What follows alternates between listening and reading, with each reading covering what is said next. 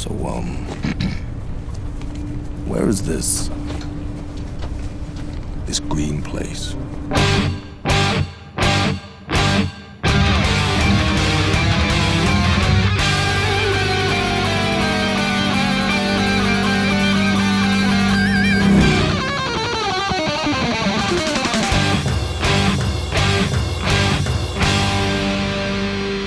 Welcome to the Mad Max Minute. We're on a long night's run heading east in Mad Max Fury Road, 1 minute at a time. I'm Rick. And I'm Julia. And today we're talking about minute 62, which begins with Capable and the DAG dragging Cheeto back to the war rig, and it ends with Capable making her way along the top of the tanker.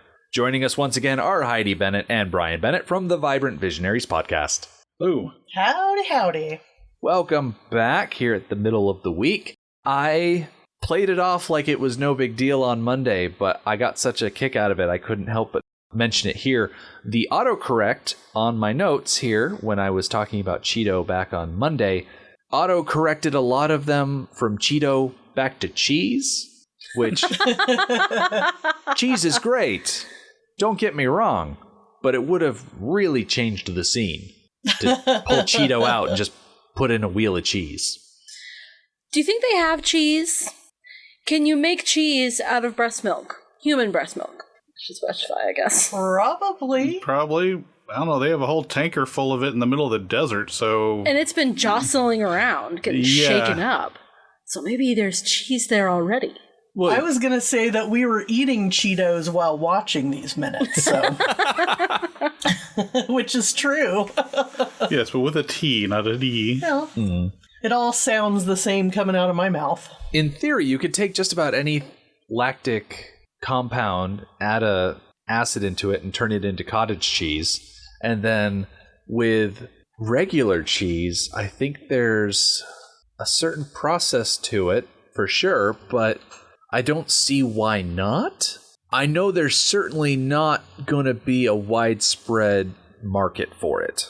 It's a very niche item. Yeah, people get weirded out enough about breast milk that I don't think they could just, reach into their fridge and grab a prepackaged slice of breast milk to throw on their ham sandwich. I don't think that would jive with a lot of people. Julia, you look like you're doing research. I am. I Googled it. These first few seconds, which are picking up, with them picking up Cheeto and hauling her back to the rig, so to speak. But I was getting a real Three Muses vibe from the way that they're gathering her up so that they're all arms, linked around her. And so they just looked like, Grecian muses. And I thought it was just another lovely, one of many beautiful pieces of imagery from this movie. While we're looking at this shot, it just calls to mind that the DAG and Capable, I don't know where they got their shoes, but of the 5 wives, those are the 2 that get to wear shoes, and those are the 2 that just happen to also run after Cheeto, probably because it was the easiest on them. Well, we actually didn't talk about it on Monday, that Toast makes a little bit of an effort to run after her, but she stops pretty quick. Yeah, she kind of half jogs after them. She's also holding a machete for some reason. Yeah. I think we've talked before, maybe not in so many words, that Toast is, I think, the least emotional and the least attached to the other women. I don't think that she really feels a great need to chase after Cheeto. Plus, she's not wearing shoes. Yeah. In the cab, she sort of separates herself body language-wise and even has her own window that frames her out. Not in this moment here that we're talking about, but just I observed throughout sort of how they, comport themselves within that cabin. And she's always seeming to be over to one side, doing her thing. And I can see being that person too. Even though I study compassion and I think of myself as a deeply compassionate person, I do think that's definitely one of the, ways of dealing with trauma and chaos is to pull into yourself and sort of separate yourself from everyone else and get in your own head. And it's a place of safety, maybe Yeah, and I think Toast also probably is adjusted the fastest to this new reality. And it's just kind of like, if you want to go fine, that's just, less resources we have to find for keep ourselves running. Like, fine, go back. As long as we're out of here, we're good. Yeah, I think she's the rational one, might be the best way to describe it. They call her Toast the Knowing, so she's probably the bookish one, the one that didn't quite have as much charisma as Angharad. And now that there is a sort of power vacuum in the dynamics of the wives, I have to wonder, does Toast think this is her time to, I guess, become the new leader of the wives or something like that? It's an interesting situation that I'm not sure I have a full grasp on, despite the fact that we're over an hour into this movie. Well, you mentioned, and I think very accurately, that there is a bit of a power vacuum amongst the wives. And it'll be very interesting in the coming minutes throughout the rest of the movie to see where that goes. Mm-hmm. Yeah, there's something said that, like, if she is the knowing, if you do know a lot about a situation, then you know all the different aspects of it too. And so you're kind of more of a real, you can be more of a realist about things. It's sometimes you get envious of, like, oh, I wish I didn't know about, X, Y, and Z, because I could be a lot more calm in my life. Yeah. I talk about this stuff a lot when I used to do physical security management, and just knowing that, like, how easy it is to break into most things would surprise you, and this knowing that most things about security is just like an accepted agreement, like it's a polite gentleman's agreement that we're not going to do all this stuff and we're going to have rudimentary things in between, like breaking into homes or exactly. It's surprisingly easy to pick locks, or it depends on the thing. It's a skill to learn, but I mean it is kind of crazy how useless a lot of stuff like that is. And so just like, I'd rather just think that everything's fine, than like know that everything is not fine, but we're all just agreeing that it is. I think that statement is something that the wives have been running on. Like, we know everything's not fine, but we're agreeing that it is. Yeah. That has been true for a little while, and all of a sudden, that's not the case anymore. Everything is not fine, and we do not agree that it is okay, and we're going to all act like it's not okay. And in the midst of all of this freaking out, you've got Furiosa, who's got the long rifle, and she's still just picking off war boys. Mm-hmm. She may have lost one, but she's not going to lose the rest of them if she can help it. And this whole situation between Cheeto and the other wives, and Furiosa shooting war boys, and Max trying to cool down the truck, it all fades to black, and we get an indiscriminate span of time passing. Enough time has passed that, as we see in this next shot, Joe's war boys have been able to clear the pass of the canyon and bring his entire war party through. Right in the middle, you've got the Giga Horse. Off to screen left, you've got the Peacemaker with the Bullet Farmer on it, and off to the immediate right of the Giga Horse, you've got the People Eater's limo. And what's interesting about this shot is that back in minute 3, when we first saw the shot where the little girl was getting run over by the war party, this is that exact same shot, just color balanced and painted a little differently. Like, I went and I freeze framed it at a very specific point. I don't know which second off the top of my head. I didn't write it down. But you can go between minute 62 and minute 3, and they are exactly identical, with the express difference that there's a little girl pasted over the front of the shot earlier in this movie. And this is such just a beautiful, iconic shot, too. The way it's framed, everything. It's like, I'm hoping most of this, at least the alignment of the vehicles, was practical. But this is definitely a shot they should, teach cinematographers. It's crazy how beautiful that scene is. Yeah, this flying V formation. And the clouds coming at the same time. Yeah, we're heading into sunset. I would suspect a couple hours have passed. Yeah. And the sky is full of clouds. They are angry and a bit heavy. We got the sunset. It almost looks like it's raining in the far background. Like there's a certain fuzziness to it. But I don't think it rains anymore, so I don't think that's the case. No, it's probably just dust. Probably just dust. But it accentuates the sunset. But it would be so easy for them to do this practically. Yeah, there's real levels of texture and color. Yeah, I imagine the practical shot is just this in the desert, and then a lot of fantastic work by the colorists and the CG people to turn it into this just absolutely gorgeous shot. Yeah. The presence of the sunset, it brings my mind back to past Mad Max movies where it has been noticeable that George Miller doesn't really care about where the light is coming from. He gets his shot and he's happy. And it's a mark of, I think, growth for him and the influence of good editing and good budget that he put together a shot like this where the light is coming from is a very important part of the composition. And very consistent, because when we see the war party drive over us, we get another fade to black, and when we fade in, we get this beautiful profile shot of the war rig driving against the sun. And when we go into the war rig, the sun is always consistently coming in from the same side of the war rig. He didn't switch it around based on shots and angles so that people are lit a certain way. Everybody's always getting lit by that setting sun. This kind of tells me that they're heading north more so than east, but then again, they could also be going like a northeasterly direction. And depending on the time of year, the sun doesn't set due west, like perfectly all year. It moves up and down, so it could be just the time of year making it feel like we're driving north. Yeah. Plus, it's supposed to be in Australia, so the whole hemisphere situation is totally different. Not that it's like I think prohibitively different, but you know what I mean. Yeah. I mean, yeah, it is different, but I don't know by how much.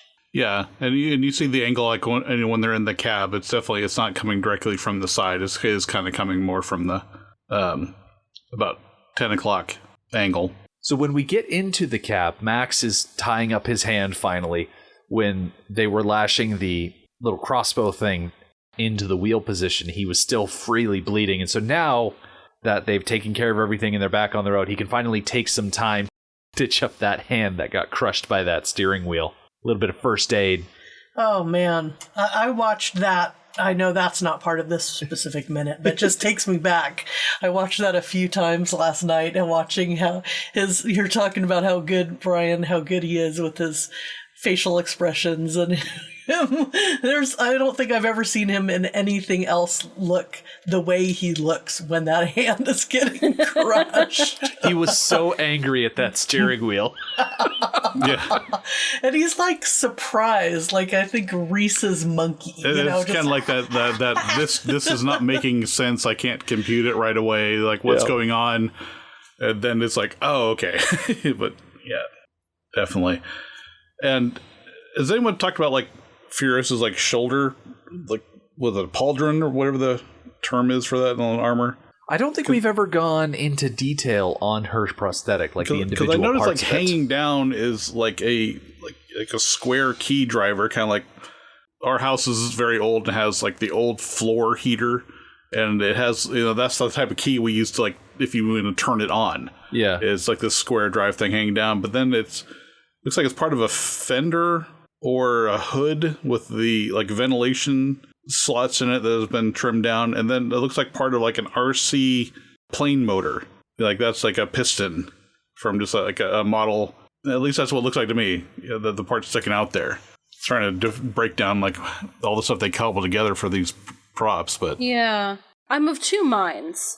We have seen decorations in other places within the cult of the V8 where seemingly random items have been brought in to act as decoration, which might be what's going on here.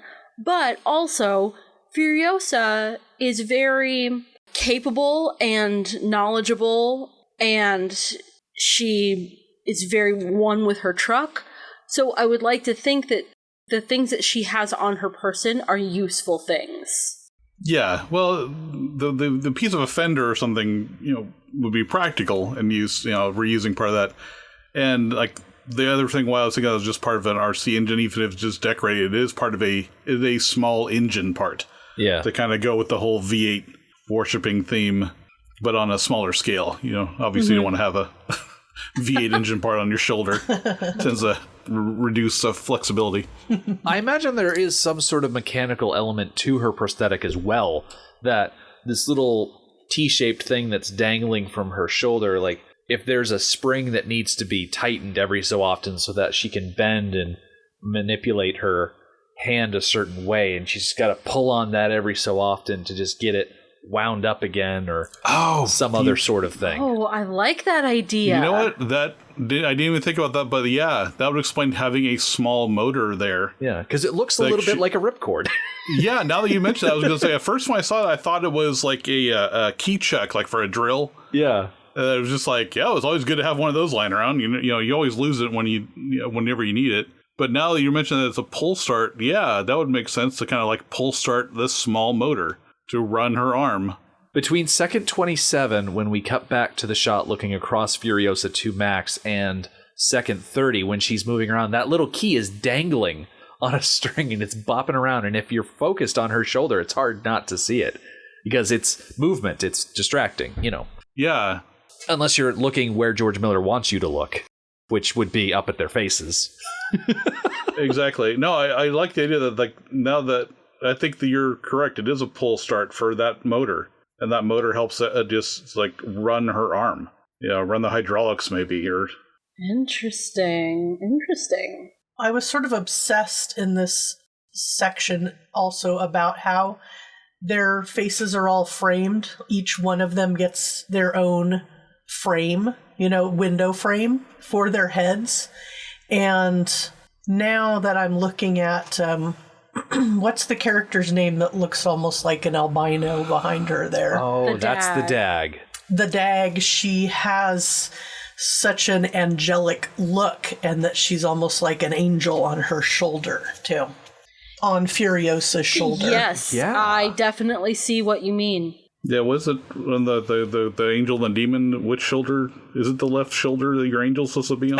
I'm not sure. I think they're typically opposite. But you're right, you do have Max have a devil and an angel off of one shoulder and the Dag off of another. And one of them is more decidedly bathed in light, where the other one is cast in shadow. For sure. Mostly because the back door was torn off when they hit the rock and Herod fell from it, but then, right after this, you see Toast looking very much like Mary Magdalene. Yes. And everyone kind of getting their, like as I was saying, like their individual little window to be in. Mm-hmm. Everybody has their own little opening, little light. Or almost like a halo, like a square halo.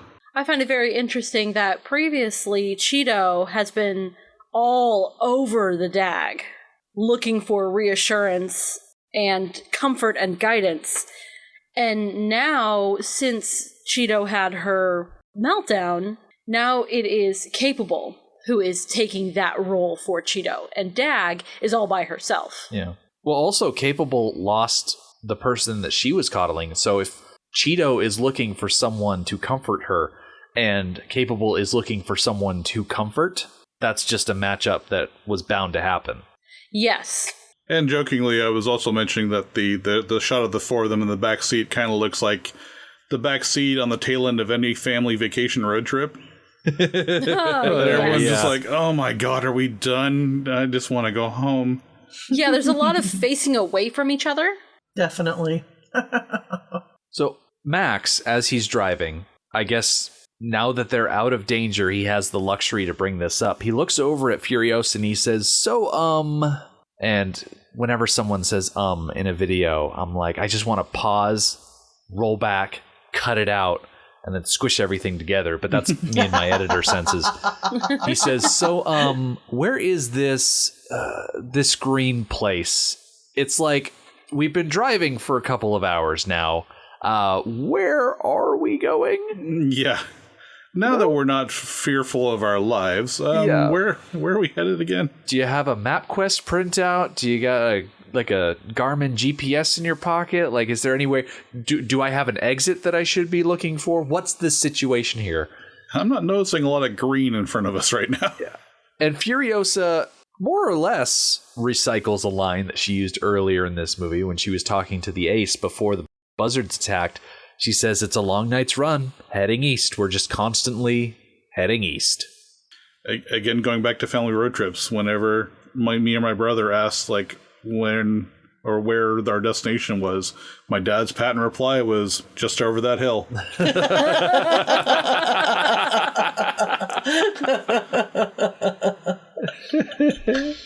Yeah, long night's run. That really could be anything. Mm-hmm. And Furiosa doesn't really give a lot of time for follow-up questions because she seems to jump right into, we need inventory. I want you to match every gun with its bullets. And she tosses the gun bag into the back seat for them to look at. And no one reacts. Mm-hmm. Yeah, no one accepts this assignment. I think at the moment they are all just too spent. They are not too spent to actually do the things assigned to them, but to have functioning communication skills. Not so much right now. No. And so Furiosa, she has a harness that she wears whenever she needs to do repairs while the war rig is running. So she slips that over her shoulder and says, I'm going to go down below and I'm going to work on the truck. And before Furiosa has a chance to leave, Max pipes up and says, we need someone down the back to keep watch, to make sure that we don't get snuck up on by another motorcycle with war boys on it. And Capable is quick to volunteer. And Furiosa is obviously like, no, don't split the party. Everybody stick together. I don't want someone falling off again. But Capable says, no, I can do it. And I have to wonder, is this Capable wanting to distract herself with a task, or is she just looking to have some alone time where she can process everything that's happened on her own? Or just living up to her name. That's what I was thinking. Yeah. Her body language, her eyes. Yeah, she is so serious at this point. It's just like, look, I don't need to be sitting here doing this. Like, you need something done, I'm going to frickin' do it. Let's go. If you've got a problem, she'll solve it. Yeah, essentially. It's kind of like, oh, something needs to be done. All right, I'll do it. You know, if no one else is, obviously you can't do it because you need to go fix the thing. And no one else here is going to. It's like, you think the Dag or Cheeto's getting, like, Cheeto's crying, Dag's staring out the window, Toast is completely checked out. It's like, out of your options, I'm it. And fierce is the absolute correct word to use, because when Capable leans forward with the binoculars, she is staring right into Furiosa's eyes, and she says, I can do it. Almost to challenge her. Yeah. When she volunteers, her eyes never look away. She looks at Furiosa, she locks eyes with her, and this is, and you may have already gone through everyone's bios, but this is where I looked her up and saw, and it's to me very apparent in her face, that she is the granddaughter of Elvis. Yes, it is. You see it in her face. Yeah, you see that in her face. And, I could just see she's got that, like, It's charisma and swagger. It's like a swagger just in the chair, like just a sitting swagger. And I do want to clarify myself. I don't think that Capable is challenging Furiosa in a I'm the captain now sort of way. I think it's sort of a challenge in a you don't have to do everything for us. That's exactly it. Yeah. It's like, you need to learn to delegate, is essentially that look. They call me Capable for a reason. And what happened to Angharad happened while she was sacrificing herself for the safety of the rest of the group. And it was an unfortunate result, but her actions did work.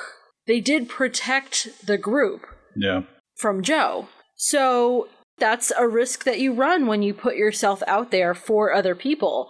And just because you see some people pay the price for that doesn't mean you can't follow in those footsteps. If that were the case, nobody in the world would have a military at all. I find it interesting that you look at Angharad's death as a sacrifice, because I see it more as just a freak accident. Well, I see it as a freak accident resulting in her putting herself out there. And so I think it's indirectly a sacrifice. She was willing to sacrifice herself to put herself in between Joe and the rest of the group. And her death was a result of that action. Yeah, that's well put. Because she puts herself in harm's way, not because she wants to die necessarily, but because her instincts are telling her to do something to protect the family and everyone over protecting just her and the baby. Yeah.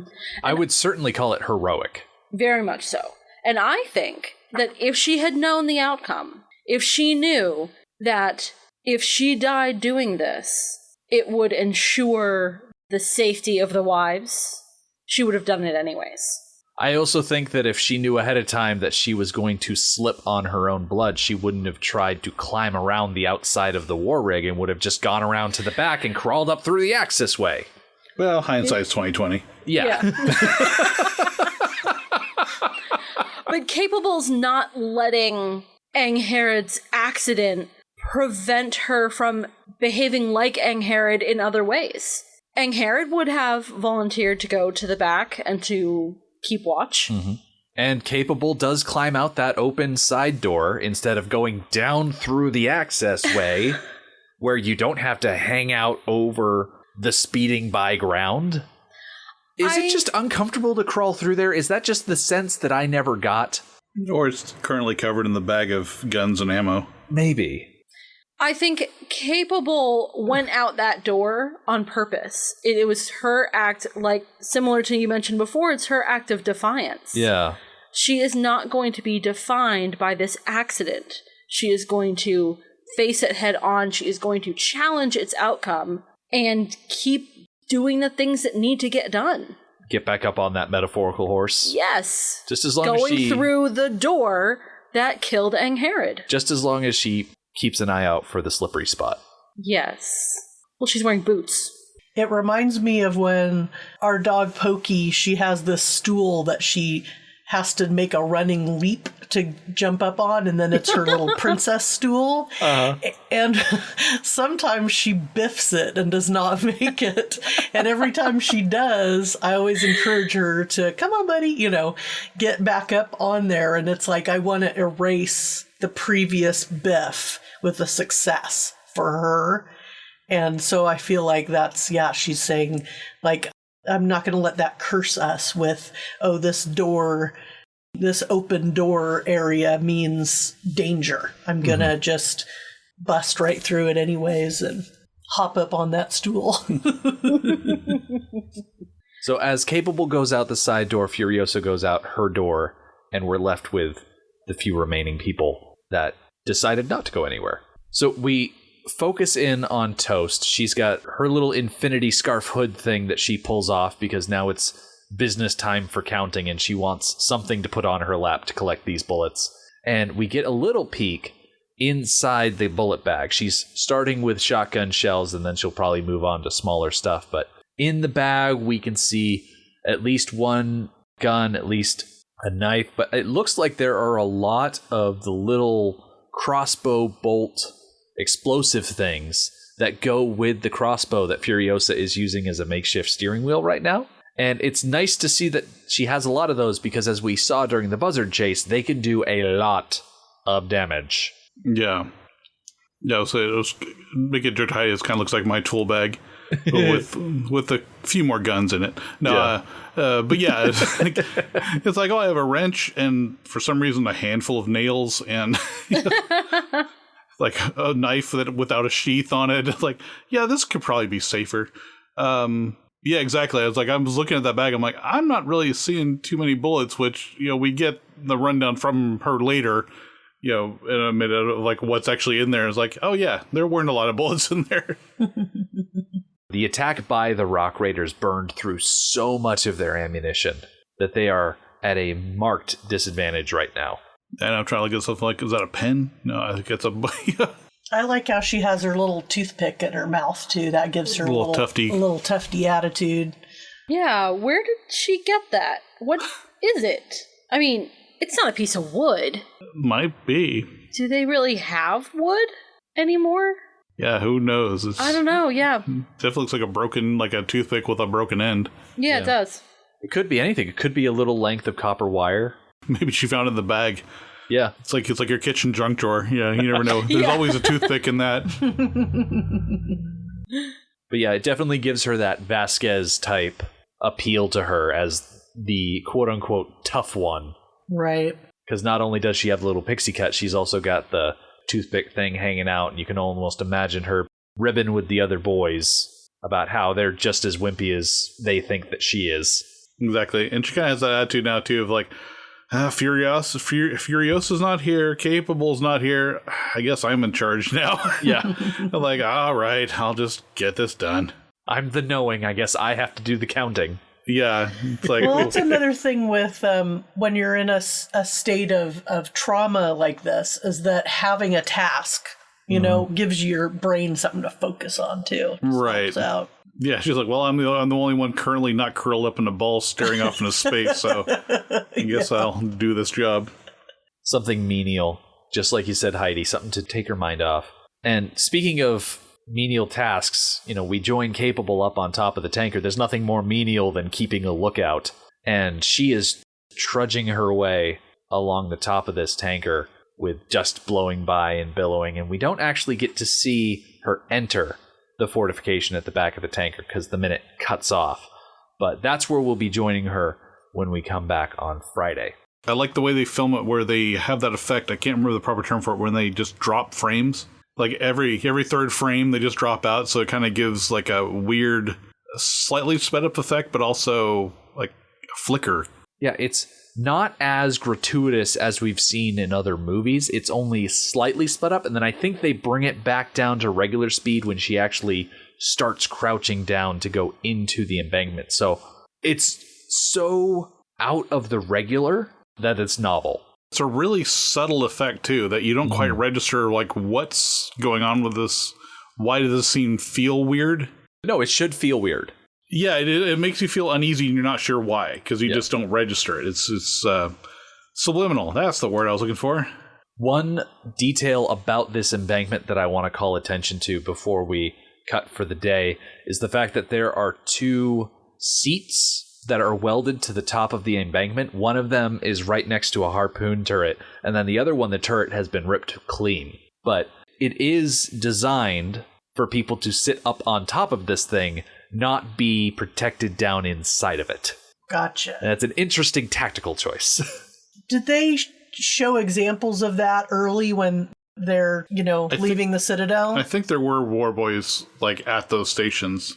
Oh, yeah, because the other harpoon is it's broken and hanging down. You can see the skull at the bottom of the frame. But yeah, I think there were war boys there. When the elevator was coming down with the tanker on it, this was back in the week where we had George and Crystal Beth. And George saw someone sitting up on this, and they were fiddling with that rigid banner thing. And he's like, oh, yeah, it totally looks like someone playing a piano. And we had to stop and be like, oh, where's the piano player? I didn't see it. Yeah, it was a dude sitting up on a chair like that and fiddling with the rigid banner. On that note, that brings us to the end of today's Minute. We will be coming back on Friday, where Furiosa is going to hang out under the rig, Capable is going to find a stowaway, and Nux will bemoan his lost glory.